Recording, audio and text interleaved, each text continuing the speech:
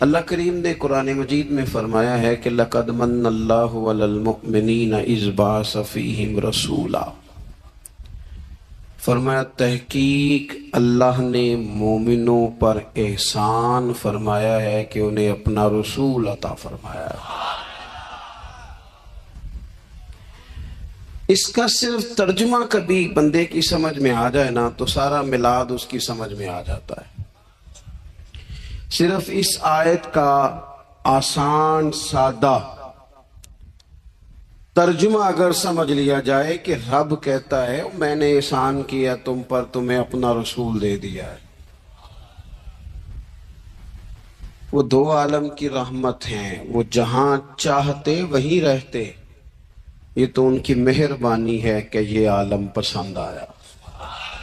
نبی پاک صلی اللہ تعالی علیہ وسلم ہمارے اوپر رب کا سب سے بڑا احسان ہے، اور اللہ تبارک و تعالی نے سسکتی، تڑپتی، بے چین، پریشان، تکلیف میں مبتلا اپنی مخلوق پر رحم فرمایا اور رسول کریم عطا فرمائے۔ نبی پاک صلی اللہ تعالی علیہ وسلم کی تشریف آوری نے ایک ایک ذرے پر احسان کیا، حضور سے ایک ایک نگر، ایک ایک پتا فیضیاب ہوا، لیکن بعض چیزیں ایسی ہیں جنہیں خصوصی طور پر سرکار نے نوازا، بعض معاملات پر خاص کرم نوازی حضور نے فرمائی۔ ایک اہم مسئلہ ہے عقیدے کا مسئلہ۔ جس بندے کا کوئی عقیدہ نہیں نہ ہوتا، کوئی نظریہ نہیں ہوتا، کوئی اس شخص کا خاص مزاج نہیں ہوتا سمجھنے والا، ماننے والا، وہ بندہ بھی بیچارہ کوئی زندگی کا لطف نہیں اٹھا پاتا۔ اس کا کوئی نظریہ ہی نہیں ہے، کوئی سوچ ہی نہیں ہے، کوئی اس کی فکر ہی نہیں ہے اس نے کس طرف جانا ہے۔ عقیدہ نہ ہو بندے کا، یعنی دنیا میں معاذ اللہ کچھ ایسے لوگ پائے جاتے ہیں جو سرے سے اللہ تعالیٰ کوئی نہیں مانتے، زندگی کیسے گزرے گی؟ وہ اپنی توجہات کا قبلہ کسے بنائیں گے؟ اور پھر دنیا میں کچھ لوگ ایسے گزرے جو کئی خداؤں کے قائل، کئی اور پھر اہل عرب کا تو یہ حال کہ 360 بتوں کے سامنے جھکتے۔ مجھے بتائیے جس بندے کو یہی خبر نہ ہو میرا خالق اور مالک کون ہے، جس کو یہی پتہ نہ ہو کہ میرا رزق کہاں سے آتا ہے، میں نے مانگنا کہاں سے، جسے یہ خبر ہی نہ ہو کہ میری دعاؤں کا رخ کس طرف ہونا چاہیے، اس کی بھی کوئی زندگی ہے؟ نبی پاک علیہ السلام نے سب سے بڑا احسان یہ فرمایا ہے کہ ہمیں عقیدہ توحید سکھایا ہے۔ حضور نے ہمیں ہر جگہ سے چھڑا کے رب کریم کی بارگاہ میں سجدہ کرنے کا حکم دیا ہے۔ عرب کے لوگ جو تھے وہ بڑی بڑی وہم کا شکار تھے، بڑی بڑی اوہام پرستی کا شکار تھے۔ یہ آج کل بھی وہم بہت زیادہ ہے نوجوانوں میں، یعنی کوئی فیصلہ پکا ہے ہی نہیں، کوئی پکی بات ہی نہیں کرتے، یہ کر لوں کہ نہ کروں،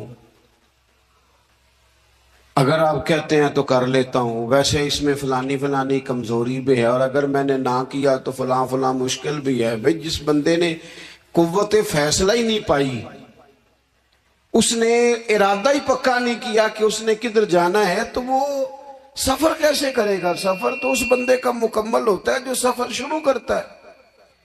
عرب کے لوگ بھی بڑے بڑے اوہام پرستی کا قائل تھے۔ وہ جب قربانیاں کرتے تھے تو ان کا گوشت لا کے کعبے کی دیواروں کے ساتھ ملا کرتے تھے، یہ قبولیت کی علامت ہے۔ سارے کپڑے اتار کے کعبے کا طواف کرتے تھے، جب احرام باندھ لیتے، حج عمرے کا ارادہ کرتے تو دروازوں سے داخل نہیں ہوتے تھے۔ وہ کہتے تھے کہ دروازے گناہگار ہیں اور ہم چونکہ اب نیک کام کر رہے ہیں لہذا اوپر سے ہو کے آئیں گے۔ رسول کریم علیہ السلام نے انہیں ان سارے وہموں سے، ساری پریشانیوں سے، ان ساری بدشگونیوں سے نکال کے کہا اللہ تمہارا مالک ہے، اللہ تمہارا محافظ ہے، ہوگا وہ جو رب چاہے گا، ذرا ذرا سی بات پہ سہم جانا، ذرا ذرا سی بات پہ ڈر جانا۔ حضور نے لوگوں کو قوت فیصلہ عطا کی، اور اتنی بڑی قوت فیصلہ حضور نے دی کہ کل تک جو فیصلہ کر نہیں نہ پا رہے تھے، آج انہوں نے اس طرح کے فیصلے کیے کہ اپنی ساری کی ساری اولادیں لے کر وہ میدانوں میں کھڑے ہو گئے۔ وہ ڈٹ گئے کہ ہم نے کفر کے مقابلے میں جہاد کرنا ہے۔ انہوں نے طے کر لیا کہ حق کیا ہے، سچ کیا ہے۔ نبی پاک علیہ السلام نے ہمیں عقیدہ توحید دیا، اور وہ طے کر کے دیا ہے نبی پاک نے، سجدہ سوائے اللہ کے کسی کو جائز، اگر کوئی عبادت کی نیت سے کرتا ہے تو سجدہ کفر ہے، اور اگر تعظیم کی نیت سے کرتا ہے تو حرام ہے۔ اعلیٰ حضرت بریلوی رحمت اللہ علیہ نے 50 کے قریب دلائل کتاب و سنت سے اور 100 سے زیادہ دلائل فقہ اور اصول فقہ سے بیان فرمائے ہیں کہ کسی اور کے لیے تعظیمی سجدہ بھی حرام ہے۔ نبی پاک علیہ السلام تشریف فرما تھے تو کچھ جانوروں نے آ کے حضور کے قدموں پہ سجدہ کیا، پیش نظر ہے وہ نوبہار، اور سجدے کو دل ہے بے قرار، روکیے سر کو روکیے، یہی تو امتحان ہے۔ کچھ جانوروں نے جب سجدہ کیا تو صحابہ عرض کرنے لگے، یا رسول اللہ صلی اللہ تعالی علیہ وسلم ہمارا بھی دل کرتا ہے۔ تو حضور نے فرمایا، بھی سجدہ سوائے رب کے کسی کے لیے جائز نہیں ہے، ہاں اگر جائز ہوتا تو میں خاتون سے کہتا کہ اپنے شوہر کو سجدہ کرے۔ نبی پاک علیہ السلام نے حد بندی کر دی۔ اور پھر دیکھیں، یہ جو ہم میلاد مناتے ہیں نا، یہ میلاد اللہ تعالیٰ کی توحید کا بہت بڑا اعلان ہے۔ ہم کہتے ہیں نبی پاک کا میلاد ہوا، تو جس کا میلاد ہوتا ہے وہ خدا نہیں ہوتا، جو پیدا ہوتا ہے وہ رب۔ جب ہم میلاد منا رہے ہوتے ہیں تو ہم یہ بتا رہے ہوتے ہیں بھئی حضور خدا نہیں، حضور تو 12 ربیع الاول کو پیدا ہوئے۔ تو جو پیدا ہو، رب پیدا، لم یلد ولم یولد، اللہ تبارک و تعالی پیدا نہیں ہوتا، مالک تو ازلی ابدی شان رکھتا ہے۔ اس لیے عقیدہ توحید بندے کو مضبوط کر دیتا ہے۔ انسان جب عقیدہ توحید والا ہو جاتا ہے، اور نبی پاک علیہ السلام دنیا میں رب کی طرف بلانے آئے، وداعیا الی اللہ باذنہ وسراجا منیرا، حضور نے لوگوں کو اللہ کی جانب دعوت دی۔ جب انسان توحید والا ہو جاتا ہے تو مضبوط ہو جاتا ہے، وہ کسی سے نہیں ڈرتا، وہ سمجھتا ہے ہونا تو وہ ہے جو میرا رب چاہے گا، مجھے پریشان ہونے کی ضرورت کیا ہے۔ پھر اس کا بھروسہ بھی اللہ تعالیٰ پر، اس کی امیدیں بھی اللہ رسول سے، اس کی توجہات کا قبلہ بھی سارا ادھر ہی۔ تو حضور نے لوگوں کو عقیدہ دیا، مضبوط کیا۔ رسول پاک صلی اللہ تعالی علیہ وسلم نے ذہنوں کو پختگی عطا فرمائی۔ تو سب سے بنیادی چیز حضور کا جو احسان ہے وہ عقیدہ ہے۔ پھر بعض خاص طبقات پر حضور نے خاص احسان کیا۔ آج بھی پوری دنیا میں ڈنڈورا پیٹا جاتا ہے عورتوں کے حقوق کا، پوری دنیا کے اندر، اور بعض لوگ عورتوں کو بڑا دھوکہ دیتے ہیں، کہتے ہیں تمہیں حق نہیں ملتے لہٰذا تم سڑکوں پہ آ جاؤ، معاذ اللہ، تمہیں حق نہیں ملتے لہٰذا تم معاذ اللہ بازاروں کی رونق بن جاؤ۔ عورتوں کو بڑا پریشان کیا جاتا ہے حقوق کے تعلق سے۔ نبی پاک علیہ السلام کی آمد سے پہلے کوئی خاتون کے ساتھ سلوک اچھا نہیں کیا جاتا تھا، اس کا کوئی جائیداد میں حصہ نہیں تھا۔ عورت کا خامد اگر فوت ہو جاتا تو وہ اپنے سسرال کے خاندان کی پراپرٹی بن جاتی معاذ اللہ، اور جس کے مرضی چاہے سپرد کر دیتے۔ ہندوستان کے بعض علاقوں میں ایسی کبھی رسمیں بھی پائی جاتی تھی کہ بعض عورتیں اپنے خامد کے ساتھ جل جانا مناسب سمجھتی تھی کہ بعد میں کوئی زندگی تو ہوگی نہیں، اور بیوہ خاتون اور طلاق یافتہ خاتون، اس کے بارے میں تو لوگوں کا خیال تھا کہ شاید یہ خاتون بالکل سوسائٹی اور سماج کا حصہ ہی نہیں ہونی چاہیے۔ قربان جائیں، یہ اعزاز میرے نبی پاک نے دیا ہے۔ حضور نے پہلی شادی ہی اس خاتون سے کی ہے جن کا پہلے بھی نکاح ہو چکا تھا، اور خاتون کو حضور نے حقوق دیے، جائیداد میں حصہ دیا، کہا جو بیٹیوں کی بہنوں کی پرورش کر کے آئے گا اور اچھی پرورش کر کے انہیں روانہ کر دے گا، جس طرح میری 2 انگلیاں جڑی ہوئی ہیں میرے ساتھ جڑ کے جنت میں جائے گا۔ اور ایک روایت میں فرمایا کہ جب کسی کے ہاں بیٹی پیدا ہوتی ہے نا تو اللہ فرشتوں کو بھیجتا ہے اور وہ اس کے گرد کھڑے ہو جاتے ہیں اور گھر والوں کو سلام کہتے ہیں اور کہتے ہیں یہ ضعیفہ ایک ضعیفہ سے پیدا ہوئی ہے، یہ کمزور یعنی صنف کے لحاظ سے کمزور نازک بچی ایک نازک ماں سے پیدا ہوئی ہے۔ فرشتے کہتے ہیں جو اس کی پرورش کرے گا نا اللہ قیامت تک اس کی مدد کرے گا، اس کی ہمیشہ مدد ہوتی رہے۔ اور نبی پاک صلی اللہ تعالی علیہ وسلم کی خدمت میں آ کے جب خواتین نے کہا تو نا یا رسول اللہ ہمارے تو دین دنیا کے معاملات میں مردوں کے تعلق سے کمزوری ہے، کئی دن تو ہم ویسے نماز نہیں پڑھ سکتی مہینے میں، کئی دن تو ہم ویسے عبادات کے قریب نہیں جا سکتی، جہاد پہ ہم نہیں جاتی، گواہی ہماری مردوں کے برابر نہیں، تو یا رسول اللہ صلی اللہ علیہ وسلم ہمارا بھی کوئی اعزاز ہے؟ تو حضور نے فرمایا جب کوئی خاتون حاملہ ہوتی ہے نا تو اللہ اسے اتنا ہی ثواب دیتا ہے جتنا جہاد کرنے والے کو ثواب دیتا ہے، اور جب بچہ پیدا ہوتا ہے تو اللہ تعالیٰ اسے شہادت کا درجہ عطا کرتا ہے، اور جب وہ بچوں کو دودھ پلاتی ہے تو رب اسے غلام آزاد کرنے کا ثواب عطا کرتا ہے۔ ایک دفعہ نا نبی پاک صلی اللہ تعالی علیہ وسلم کی خدمت عالی مرتبت میں حضرت عائشہ صدیقہ رضی اللہ تعالیٰ عنہ نے ایک واقعہ عرض کی حضور آج میرے ساتھ عجیب معاملہ ہوا، میں گھر میں اکیلی تھی تو ایک خاتون 2 بیٹیوں سمیت آئی، اس نے کہا کہ میں بھی بھوکی ہوں، میری بیٹیاں بھی پریشان ہیں، کھانا نہیں کھایا۔ سیدہ پاک کہتی ہیں یا رسول اللہ میرے پاس بھی 3 کھجوریں تھیں گھر میں پڑی، یہ 2 جہاں کے شاہ ہیں پر پاس کچھ رکھتے نہیں، اور 2 جہاں کی نعمتیں ہیں ان کے خالی ہاتھ میں۔ فرماتی ہیں وہ 3 کھجوریں میں نے ان 3 ماں بیٹیوں کو دے دی، ماں نے پہلے ایک کھجور دونوں بیٹیوں کو دی، پھر بچیاں وہ کھجور کھا کے ماں کی طرف دیکھنے لگی تو جو کھجور ماں کے پاس تھی اماں نے اس کے بھی 2 حصے کر کے بیٹیوں میں بانٹ دیے۔ حضرت عائشہ عرض کرنے لگی یا رسول اللہ میں نے یہ بڑا نرالا رنگ دیکھا ہے، ماں کا اپنے بچوں سے پیار کا انداز۔ تو حضور نے کیا فرمایا؟ نبی پاک علیہ الصلوۃ والسلام فرمانے لگے سن پھر اللہ تعالیٰ نے اس عورت پر جنت کو واجب کر دیا ہے، فرمایا اللہ نے اسے جہنم سے دور کر دیا جو بیٹیوں کے معاملے میں آزمایا گیا، اور جس نے پھر ان کے ساتھ اچھا سلوک کیا۔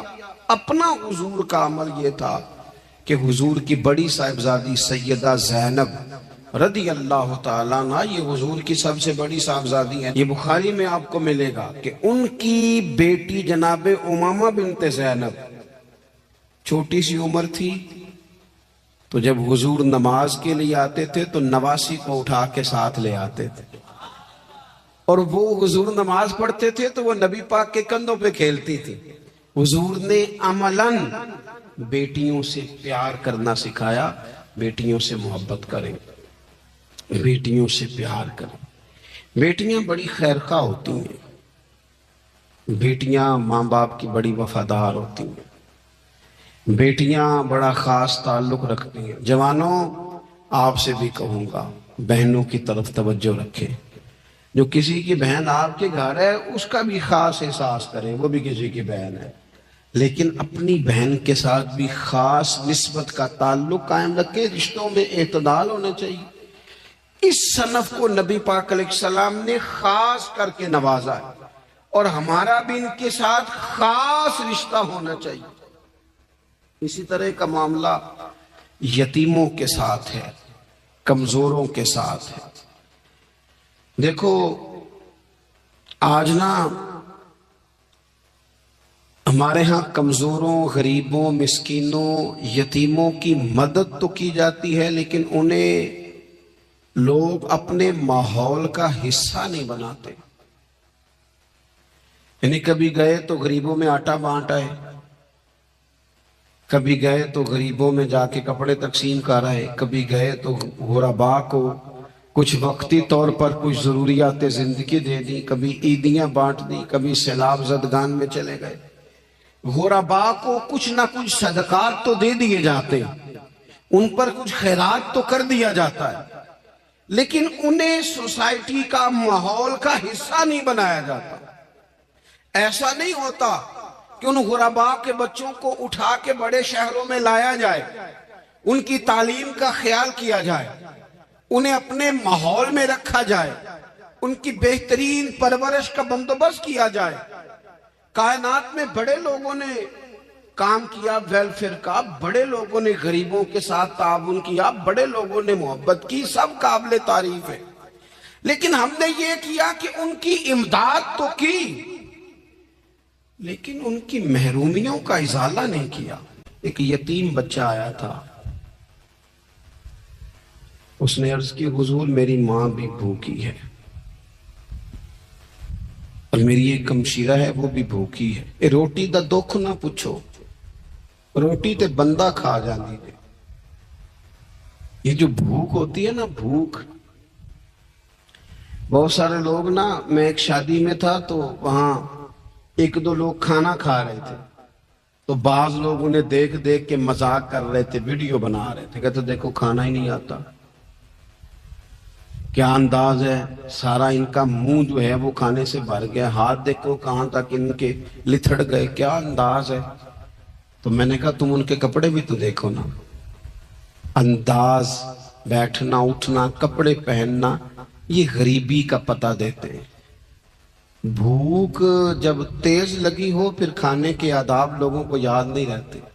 غربت نے میرے بچوں کو تہذیب سکھا دی، اب وہ سہمے ہوئے رہتے ہیں، شرارت نہیں کرتے. وہ عزیز ہوتا یہ ہے کہ جب انسان کو بھوک شدید لگی ہو نا، پھر اسے ڈاکٹر کی ہدایات نہیں یاد رہتی، پھر تو پیٹ کی آگ بجھانے کو لوگ دوڑتے. تو کہتے اس بچے نے آ کے عرض کی یا رسول اللہ صلی اللہ تعالی علیہ وسلم، ماں بھی بھوکی ہے، بہن بھی بھوکی ہے. حضور نے نا اسے 21 کھجوریں عطا فرمائی، فرمایا 7 تیری، 7 تیری بہن کی، 7 تیری والدہ کی. اور یہ حضور نے 21 کھجوریں دی ہیں، یہ نبی پاک نے 21 دی ہیں. ہاں یہ حضور نے 21 دی، اور حضور تو اشارہ بھی کر دینا تو پھر روٹی ساری زندگی ختم نہیں ہوتی.